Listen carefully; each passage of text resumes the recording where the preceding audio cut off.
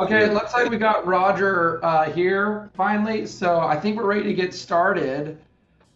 Um, Bryce, if you want to cut the music, guys, I'm super excited to have everyone here today. We're going to be doing something special. We're going to be doing something a little bit different, but something that we're going to probably do more often.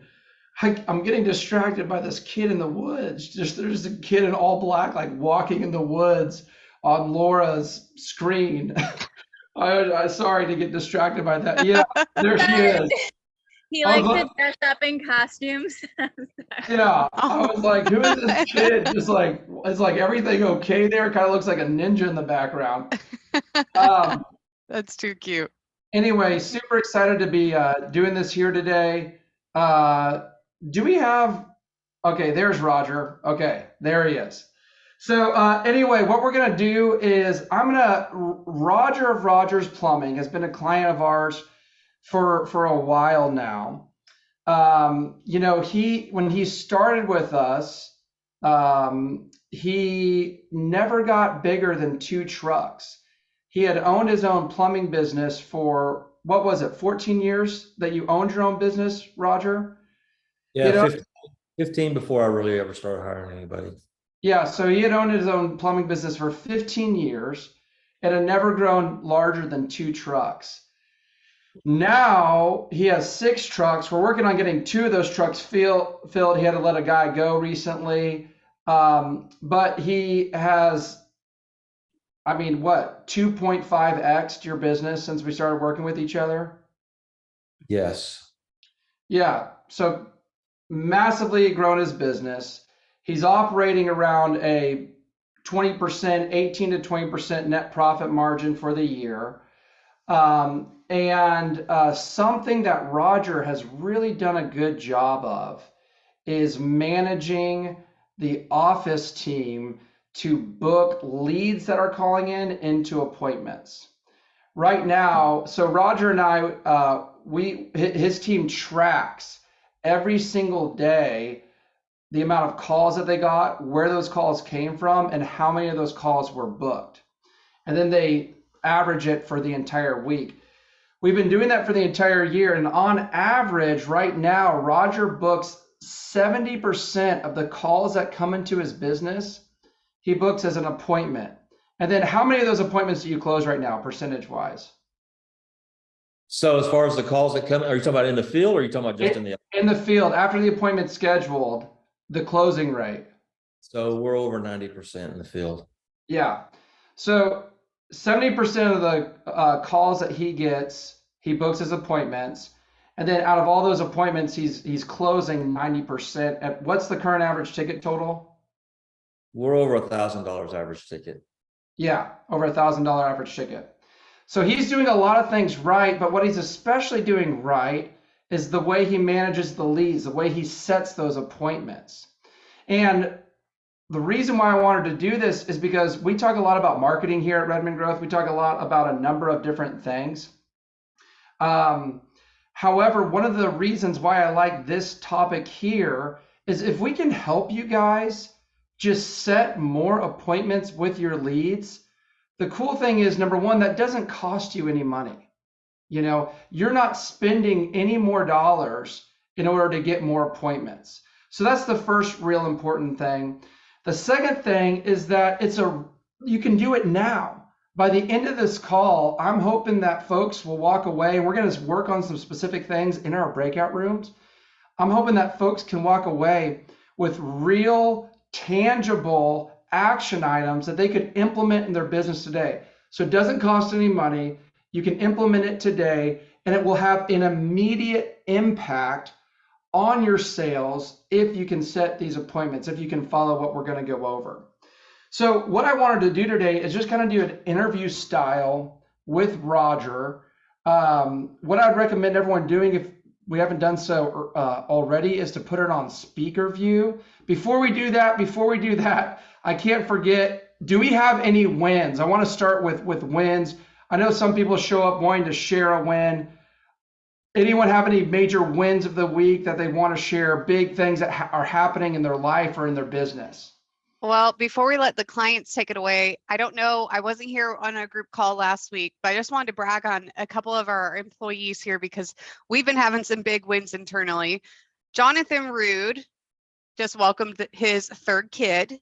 Yeah. So that's super exciting. All three of them are boys. So congratulations to him. Oh, And then yeah, boys.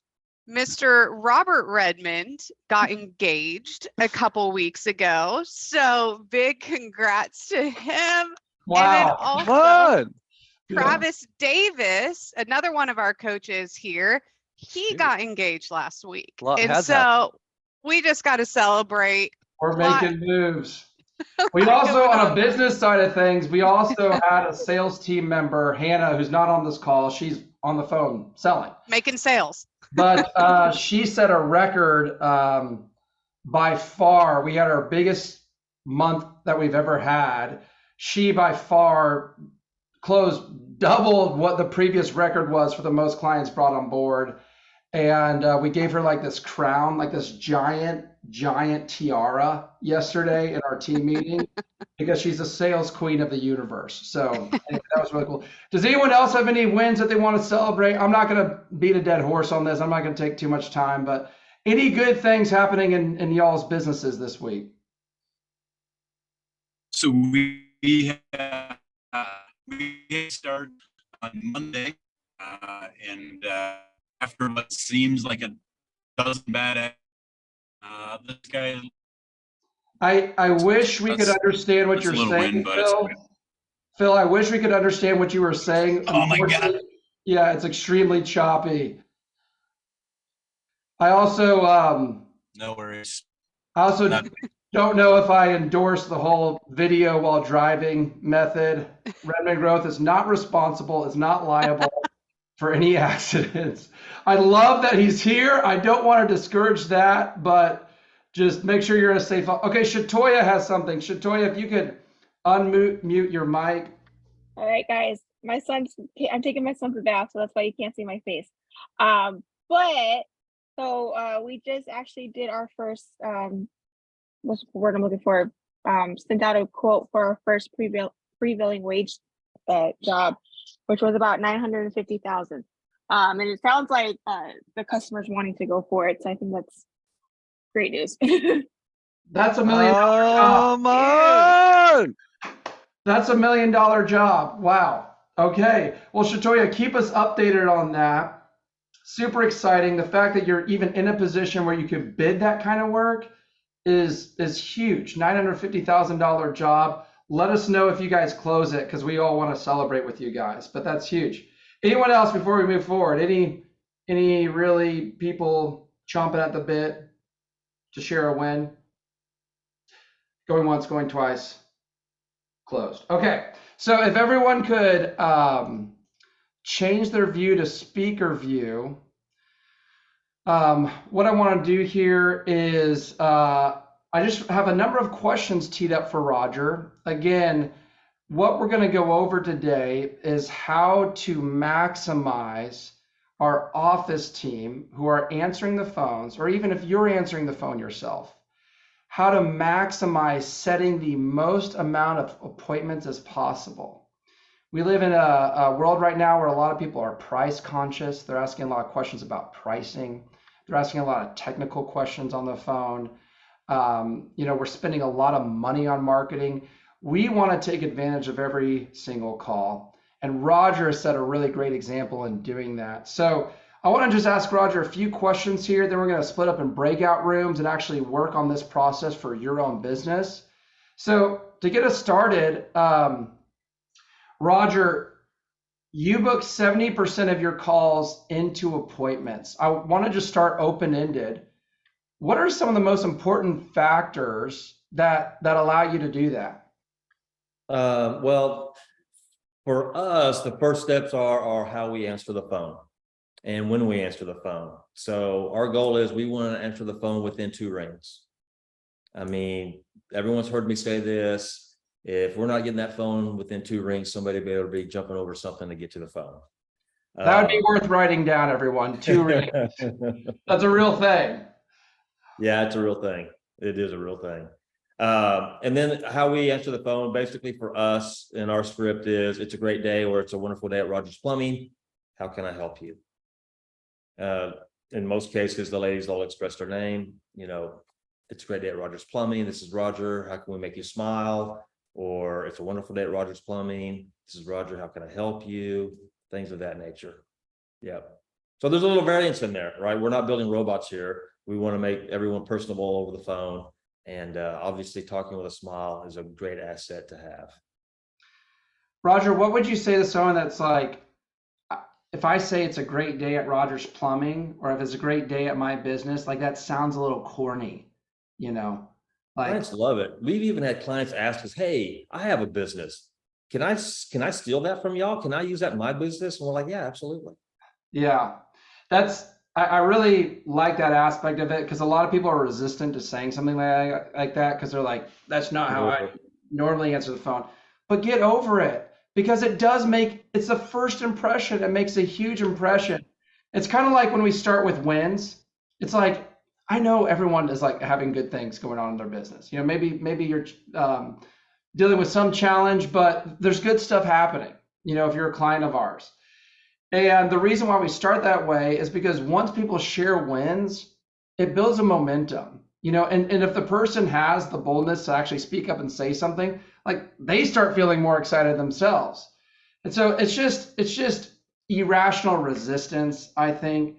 Get over it. It sets a huge example for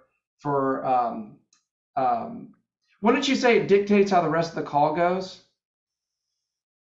Well, you're setting the tone and the mood for the call from the very beginning. It's just like when you meet someone for the very first time, out in the real world. I mean, you want to have a smile on your face. You want to at least seem like you're approachable and you're a friendly person. So you want to be able to convey all that over the phone.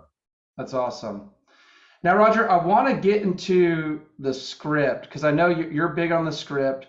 We've worked a lot on your script over the past few years that we've worked together. And we actually have that script. We just put it in the chat. Everyone can access that script. We just put it in the Zoom chat. There's a Google Doc link there. It's going to be on view only, but you can make a copy of this and edit it yourself. If you press File, then Make a Copy, you can actually edit this script yourself. So this is the script right here. Roger, I just want to ask you a few questions. What is your script? Talk to me about your script. So basically, our script is a guideline for us to follow, right? I mentioned before, we're not building robots here. We don't want anybody to sound robotic. We want every conversation to be exactly that, sound conversational. The non-negotiables in our script are the very beginning of is how we do answer that phone. It's a great day at Rogers Plumbing. This is Roger. How can we help you? In most cases, the client's going to start sharing with you some information, and maybe they're going to give you their name from the very beginning, or at minimal, they're going to tell you, I'm having a problem with X. Well, the next step for us, and this is another non-negotiable, is us being able to provide an empathy statement. I'm so sorry you're having that issue. I know how frustrating those types of things can be. Rest assured, you called the right company and we can get that taken care of for you. Okay. So after that, I don't care too much about the order of how the call goes. Basically, what we want to make sure we're doing, and we do it well, is we want to make sure that we're building value in everything that we're presenting to the client. So a script is like any conversation of this nature is, it's all about gaining information and giving information, right? So there's certain things that we do want to obviously be able to get from the client. And some of those things are what? Well, we want their name. We want to make sure we have their phone number correct, their address, things of that nature. And for us, we always ask for an email address in case there's any receipts or documents that we need to be able to send over to them, that sort of thing. So that's really what it's all about. We do have a service fee for coming out.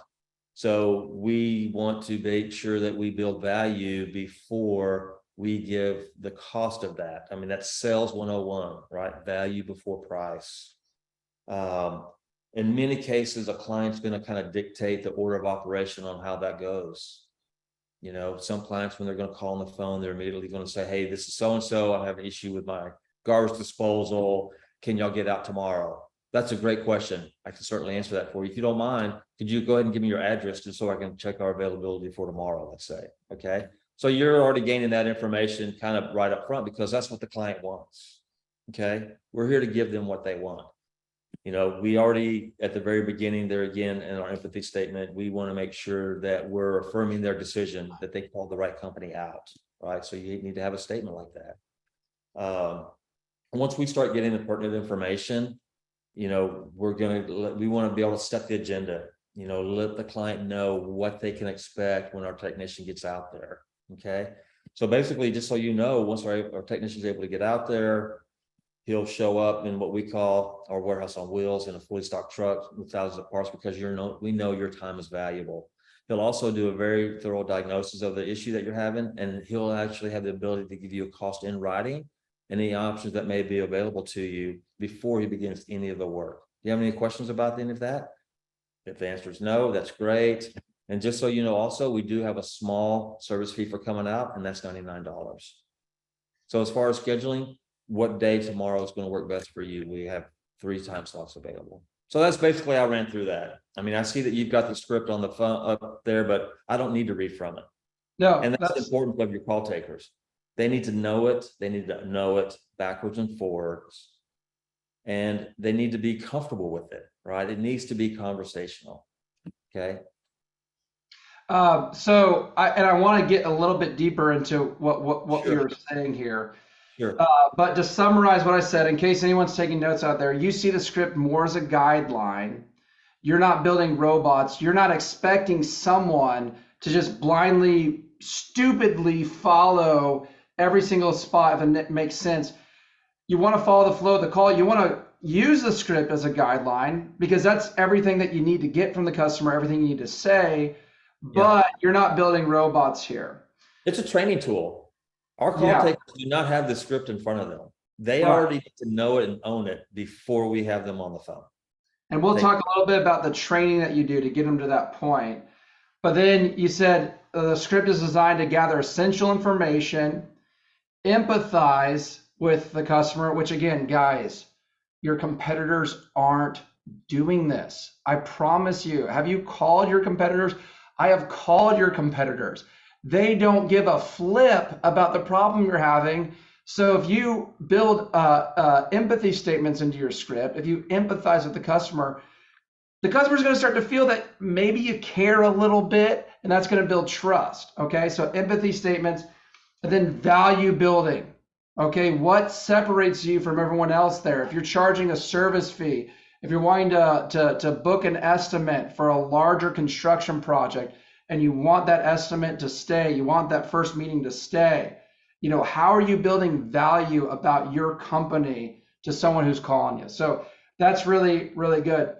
And Roger, we were talking a little bit about at the end about, you know, the script not being in front of your team. How closely do you expect the team though to follow the script? Because I know some people that we work with, you know, they resonate with this robot thing. Hey, I don't want to build robots, and I don't want that either. You know, one good way to not sound like a robot, by the way, is to not sound like a robot.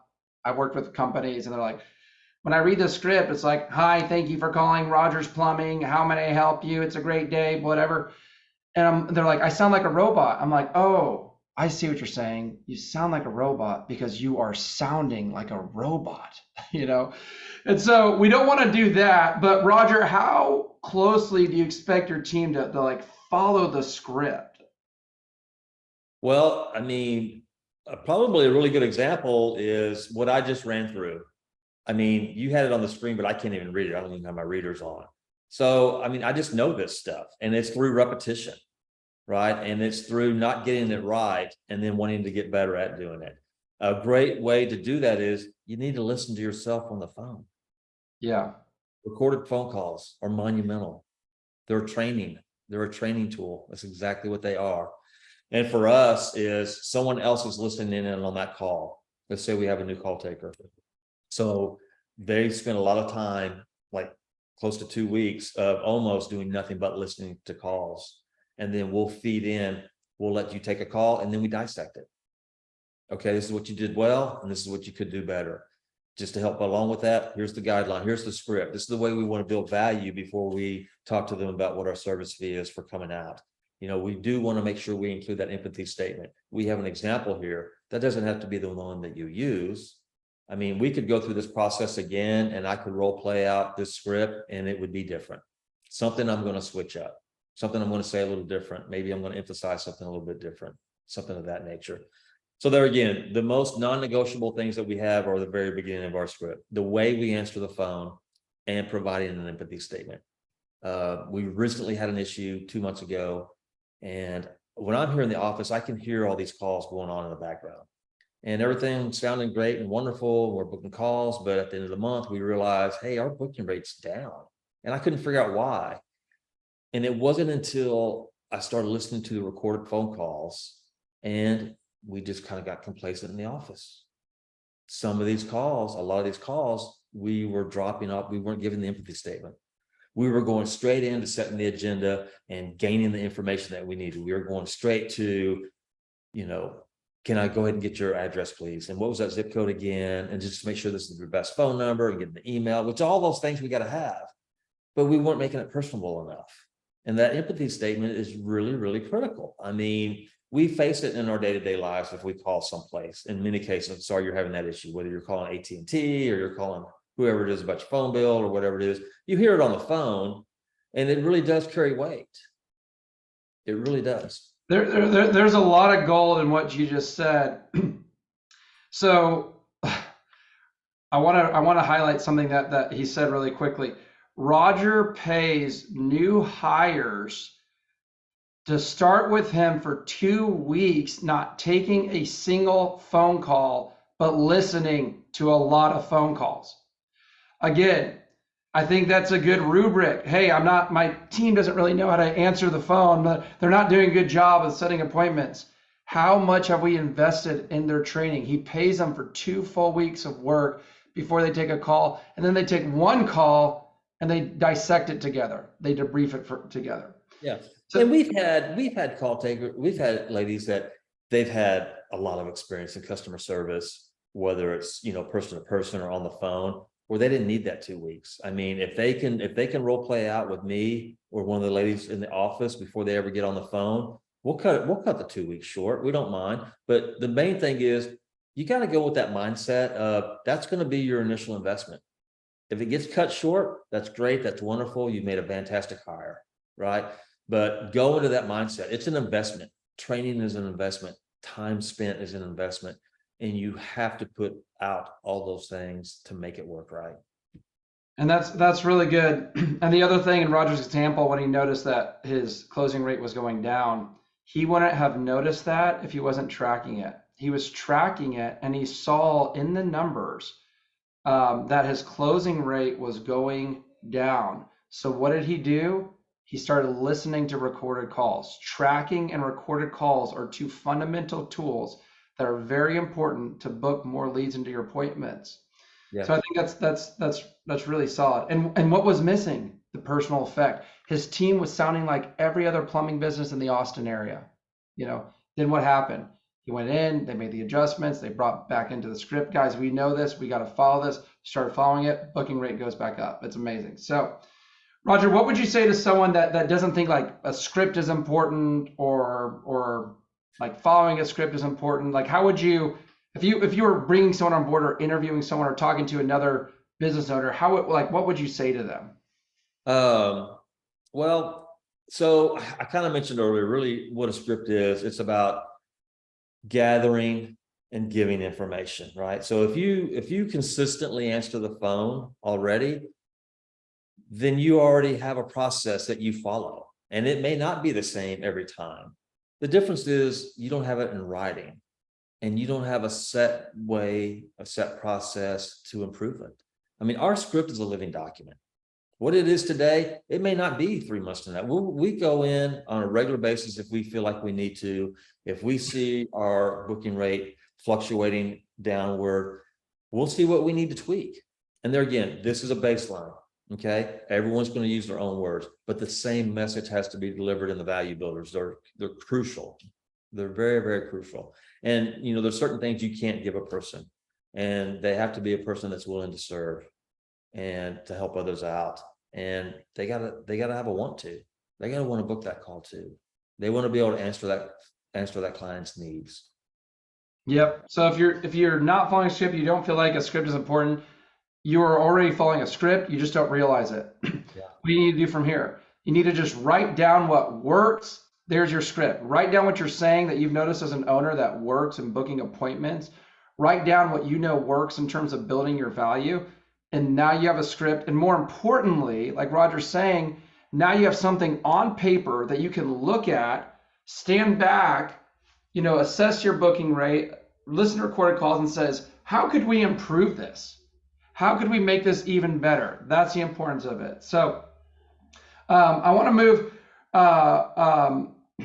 Roger, how does your team manage issues that would cause someone to maybe like go off the script, like the curveballs, like the real technical questions? Like, how does your team manage that if they're, calling and they're asking real technical plumbing question that they don't know how to answer? Yeah, and there's not a silver bullet on this. I mean, what we did, and there again, it's always evolving, is we're going to write down whatever those objections, whatever that pushback is, and we're going to collectively figure out what the best replies are for that. Some questions these ladies aren't going to be able to answer because they're not plumbers, they're not technicians, they have no idea what our pricing system is on purpose. All they know is what we charge for the service fee to get our technician and our fully stocked truck. That's the price they know. Okay. So when we get pushback on, how much is this going to cost? Well, there's a lot of variables involved. A lot of that's going to depend on what type of piping you actually have. Do you actually know what type of piping you have? You're asking the client that question. And these ladies are educated enough to know if it's a water line, the different types of water line material there is. If it's a drain line, the different types of drain line material there is, that sort of thing. So right away, you can they could ask those type of traditional questions. So that's just a small example of why it's really important to have a fully trained technician to come put eyes on it and properly diagnose it so that he can actually give you a cost in writing. I'm so glad that you shared that because I actually shared this with our team yesterday, and I want to share it with the rest of our clients here. So a lot of people lately, I don't know if anyone else has experienced this. I've heard a lot of people are experiencing this more. A lot of people are asking more about price. How much is this going to cost? Well, before the way that, and just to kind of highlight that the script is a living document, a few months ago, Roger and I were working with each other. We were listening to recorded calls in our meeting together. And we found that, we were saying, hey, we can't give a price on the phone, blah, blah. And it was kind of like a customer would ask a question, and then they would feel like this rejection a little bit, like, hey, we can't give you what you want. And so what did we do? Well, we know that the customers calling aren't plumbing experts. They're not technical. So we changed it to do exactly what Roger said. His office team started asking very basic technical questions. Hey, do you know how much it's going to cost? Well, I would love to see if I can figure that out for you. Just need to ask you some questions. What kind of water lines do you have? What material is this or that? What's your water pressure? The customer's not going to know all that, which then allows the CSR to say, well, hey, this is really why we need to send a licensed technician out. And so the biggest thing that Roger really hit home on when people ask technical questions, when people ask for a price on the phone, script it out. What are the most common questions? What are the most common objections that you're receiving in your business right now when you're trying to book an appointment that you hear consistently? Because there's only going to be a handful, okay? The questions may sound different, but they're going to be about the same. At Redmond Growth, we realize that people typically have 4 main objections that come in some form. It's price, it's I need to do more research, it's I need to talk to a partner, I need to talk to a spouse, and it's, hey, can you follow up with me? Like those are the 4, almost always people give us one of those objections. So what did we do at Redmond Growth? We developed ways of handling that. We developed ways to respond to that. Your team can do that too. with your most common objections and questions. And so, Roger, let's talk a little bit, just a few more questions here. Let's talk a little bit about the intangibles. So we talked a lot about script. We talked a lot about recording calls, about tracking. These are like the tangibles of the system. Okay, we can look at these things. We can build these things. We can implement these things. What about like the attitude you expect from someone answering the phone in your business? Like what are the factors that are real important for this person to do well that's not going to be in a script and not going to be in a system? You want to hire happy people for one. By nature, they know how to carry a smile. Yeah. And they know how to communicate, right? They're able to, they're coachable and they're trainable. Okay. And they understand the why behind what we're asking them to do. Okay. And understand, the soft skills of it all are understanding the tone and inflection in which you're speaking to someone, understanding that over the phone. If you've got a client that has an emergency and they're just super excited and they're talking super, super fast, well, that's not something you want to mirror. You want to have a slower rate of speech for that. And that's automatically going to start calming them down, pull them back down to earth here. Hey, we're going to get this taken care of for you. All right. Start giving them affirmations. You made the right decision calling us. We can get someone out there probably very, very soon for you. If you just want to go ahead and just give me what your address is and just carry it on from there. Right. Someone that's having the panic attack. Same way, if you get the person they've already called 4 other companies and now they're calling you, you want to start off with setting an expectation. That expectation that's set over the phone, you're really setting your technicians up. That's what you're doing. And you want to do a really good job of that. And that's in your value builders. You're differentiating yourself from your competition. And one of the great ways to start that off is exactly how you answer the phone. It's a great day at Rogers Plumbing. That's really good. That's really good. So some of the things that he emphasized, you want to hire happy people. Yeah. Okay. What that also means is if you're a business owner and you're answering the phone for your business right now, you want to sound happy. Okay. I get what it's like. I have been that business owner that's like answering the phone while also taking care of customers. The stress, the whirlwind, it can be so consuming. But if you could just remind yourself when that phone rings, I want to sound pleasant. I have another opportunity to serve someone. I have an opportunity to make a profit. I have an opportunity to get a repeat customer. I have an opportunity to grow my business. I want to over deliver in my caring for this person. I want them to feel like I'm excited to talk to them, to feel happy. That's going to set the tone for the rest of the call. And then also being able to train people in keeping your poise, keeping your control. This is something, again, we work on with our people here extensively. People are talking fast. It's really easy to get controlled by that. And now it's like these 2 people talking super fast and like this like crazy whirlwind happening. It's like, what's even being discussed? Like everyone walks away from that call and it was so intense, like no one remembers anything about the call. So what do? If someone's intense, we keep our poise. If someone is taking control of the conversation, how do we manage that? Well, we just ask questions. You'll notice that that's on Roger's script. His team is staying in control of the conversation. Why?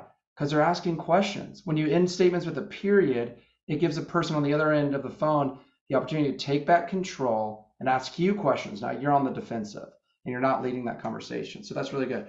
Only a couple more questions here. Trying to wrap up here in the next 5 minutes. Roger, what does your training look like? You touched on it earlier, 2 weeks, people just listening to calls. But when you're ramping someone up, getting them to that level where they're so good, they know the script so well, they don't even need to look at it. How do you train someone to do that? What are the moves? So it's repetition, and it's role playing. It's role playing. Nobody really likes that word, but do you actually do that? Do you actually sit down and role play? Yeah, we'll role play. I mean, it doesn't have to be just me at this point. I mean, the other ladies in the office, they'll do it as well. But that's actually happening. That happens. I mean, we'll critique a call. Hey, just a little FYI. I don't know exactly how that call went. I heard one side of the conversation, but whenever you want to, you're expressing to the client that, we have a service fee for coming out, and then they ask you back, why do you charge a service fee? Well, this is one way to reply back to that. Doesn't need to be my words, but this is a response that you can have for that, right? So that's a common pushback that may occur. We don't have too many issues. I mean, we pick them up now and then about the value builders. We actually have a long list, a list of about 10 different value builders, and they can pick whatever value builder they want to use. I try to stress that, you know, in today's age, time and money almost carry the same weight. So I think it's very important that we throw out there, we know your time's important. That's why we're going to come with a fully stocked truck. So, you know, there's a very, very good chance that they've had a service experience at some point. If they own a home, whether it's plumbing, HVAC, or electrical, and they probably run into, well, I don't have that on my truck, I'll have to go get that. So that's why we carry basically 80% of what's needed for most common repairs on our vehicles. So we want to express that, hey, we know your time's valuable, and we want to be mindful of that. And that way, you know, our technicians, one way that they can be efficient, other than the fact that they're fully trained, is our fully stocked vehicle. That's really good. There again, I'm saying things that are in the script. I'm just saying it in a different way. If you, in many cases, when you get a pushback, you need to repeat what you already said as your value builders, because majority of the time people need to hear something 3 times before they internalize it. Right. That's really good. So you work with them really heavy up front, 2 weeks of intensive training, a lot of listening, you pay them for that. And then you do a lot of role playing. The reason why I ask if you actually do that is because I feel like that's something that we really endorse. It's something that we do. I will do with our team members. Our other salespeople will do with our team members. Our coaches will do with each other when we're onboarding new coaches. But it seems like something that's like that I have a hard time getting people to do is actually to sit down and role play. You know, to actually say, I'm going to pretend I'm the customer. You're going to be, you know, the representative of Rogers Plumbing. Walk me through the script. Walk me through this call. How do you handle this objection? So I think that's really good. I mean, I actually already let the ladies know that, you know, I'm having this and you're asking me questions, and I've already let them know that I'm going to feed these questions to them, because it's important for your call takers to know the why behind everything that they're doing. That's really good. It's going to be a great little tool for us to just kind of go through that process with script in front of them, and then, you know, these same questions you're asking me, see how they would answer it. Right. That's good. Last question. If someone feels like they may have a low booking rate and they want to increase it, you know, someone's listening to this and they're like, hey, this is resonating with me. I think I can book more appointments, or I'm not booking 70%. That's 7 out of the 10 calls I get, I'm booking into appointments. I'm not doing that. Or maybe if they like hired someone, but they feel like the culture's weird, or the person is difficult and resistant to training, resistant to following a script. Like, what would you recommend someone do right now that needs to fix this problem in their business? Is you need to just take a phone call, record your own phone call, and figure out, if you're the client, look through the lens of a client. Why would I do business with you? What experience are you setting up for me? You know, you need to be able to set up the expectation, the experience. There's always emotion tied to this, folks. Always, always, always. The decisions are based on some type of an emotion, some form or fashion, right? So it starts, the person that's answering your phone being happy, right? They're following a guideline, they're building value, they're seeing the benefits of choosing you versus somebody else out there, right? Because they're taking a chance. There's other options out there. You got to keep that in mind. So you got to do it bigger and better than the other people out there, for sure. But definitely you need to have something in writing, right? And you need to understand the fundamentals of this. Let the client know what the expectation is when the technician actually gets out there, right? Build value in your company, whatever those value statements may be, that sort of thing. Empathy it's crucial, right? You're letting that client know we want to help you, right? So you need to be able to convey all that stuff on the phone as well. That you need to have the right person answer the phone. There's a saying out there: change your people or change your people. Right? You need to have people that are coachable and trainable. You need to have happy people. That's the beginning point. And even at that, you know, unfortunately, you know, we've had this happen. You know, you get 2 months into it and it's just not going to work out. They're just not going to get it. You know, that person, you just got to let them go. That's good. It's tough, but that's good. I have a question. Yes.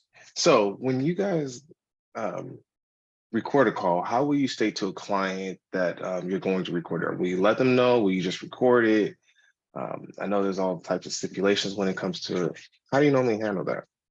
So it's already done automatically, actually. So we use a VoIP phone system. We actually use Central. So when a person calls in, there's already a recording on there that says this call may be recorded for quality control or for training purposes. I think that's exactly what it says. This call may be recorded for training purposes.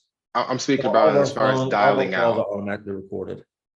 I'm speaking about as far as dialing out. Will it state that as well? Like, will it say, just to let you know this call is being recorded, and then you're gonna start speaking? How do you go about that? So I don't know. In our state, in the state of Texas, you only have to have one party knowledge. So as long as we know it's being recorded, that's all that. Okay, so if you're dialing out, you don't have to state that to them.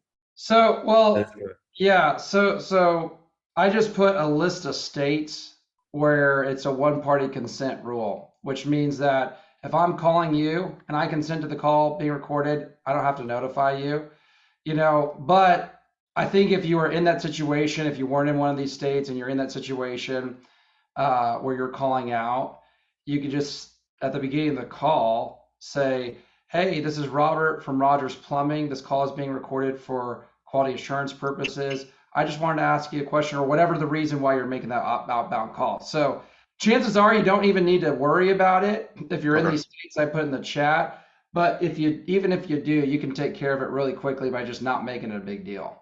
Yeah. So I wish we had time for more questions, but I really want us to get in breakout rooms here.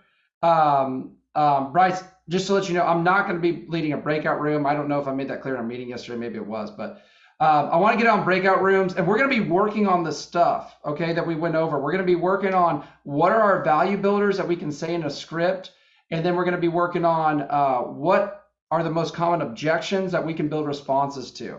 So we can get this stuff actionable in your business today. So I want to go ahead and leave it up to Bryce. Roger, thank you so much for doing this, Absolutely. for helping us out. It's really cool to hear from another client that's actually living it and doing this stuff. Really appreciate your help this morning. My pleasure. Thank you.